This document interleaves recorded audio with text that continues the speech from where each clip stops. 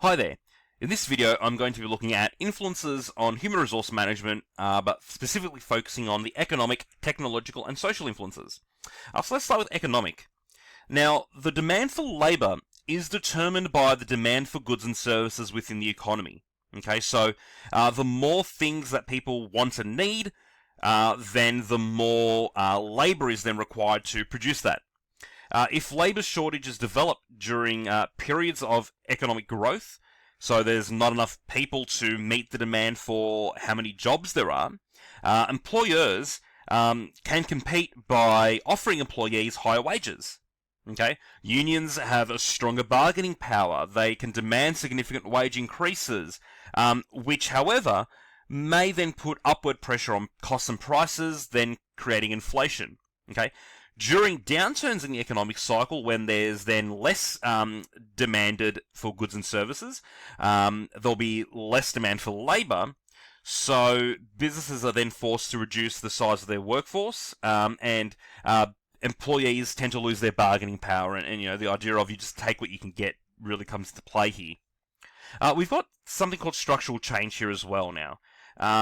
So this refers to a change in the nature and pattern of production of goods and services within an economy. So changes in how and what is produced then also dictates the labour required. As each sector grows in the economy, recruitment, selection, remuneration, payments become important issues. Okay, it's particularly with an aging population. Flexible staffing arrangements has become very important. In manufacturing as well, the removal of tariffs, so taxes paid on goods that are imported into this country, has led to international competition and subsequently a decline of the industry in which the tariff was removed. We've also got globalization as an impact here, so this again has led to international competition. However, it's also led to the ability to outsource or to relocate to some more business-friendly locations in order to lower costs, have lax legislation, laws, that sort of stuff as well. It also brought about the need for training and managing multicultural workforces, because you now deal with all kinds of people from all over the world. And it also has brought to light the issue of social justice and ethics in dealings across the world as well. We've got technological issues as an influence now as well, because technology is causing the nature of production and services to change. It either creates new jobs, or it makes them redundant. It gets rid of them. Okay, now, technology is allowing businesses to now operate globally, anywhere, anytime, and to make contact with employees at home as well, through, what we call telecommuting. Has also created issues, however, such as the need for training, so you have to learn how to use it before you can use it, and maintaining a work-life balance, being able to switch off whenever your contracted work hours end. Okay, do you need to work on the weekend? If you don't, then why are you? And is technology making it harder for you to switch off?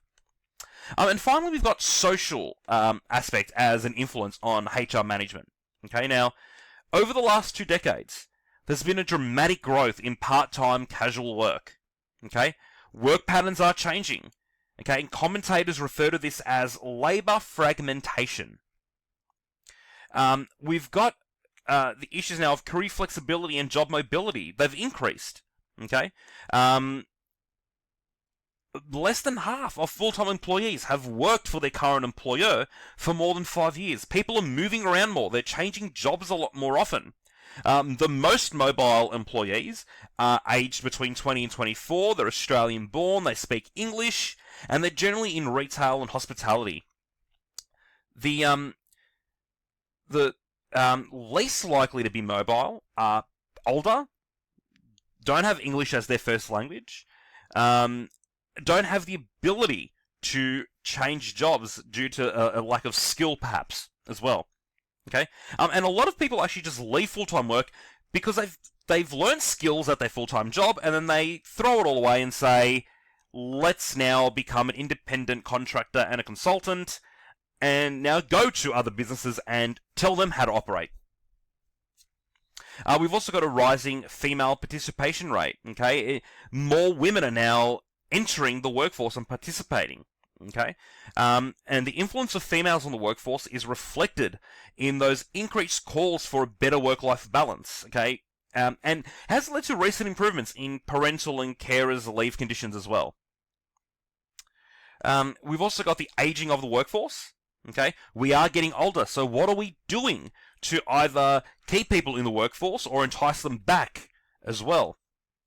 We've also got early retirement. People are deciding to retire early. Okay, just stop working, or they're starting to sort of peter it away. So they go from working 5 days a week to then 4 days a week, and then 3 days and 2 days and 1 day, and eventually they just retire completely. Okay, and then finally we've got our living standards as well. Now in Australia we have one of the highest living standards in the world. Okay, due to access to nutritious food, science, medicine, etc. Okay. However, the excessive outsourcing and casualization of the workforce may erode the ability for some people to achieve those high living standards that we all take for granted. Okay. People enjoy having a house. People enjoy having food, having clean water. However, if you're losing your job due to outsourcing, if you're losing your pay because you're now on a casual contract, are you then able to achieve those standards? Okay. There are also issues relating work-life balance in terms of maintaining it without eroding those living standards. Okay. So I hope this brief video on economic, technological, and social influences on HR management has been useful. The next video will look at ethics and corporate social responsibility. Thank you.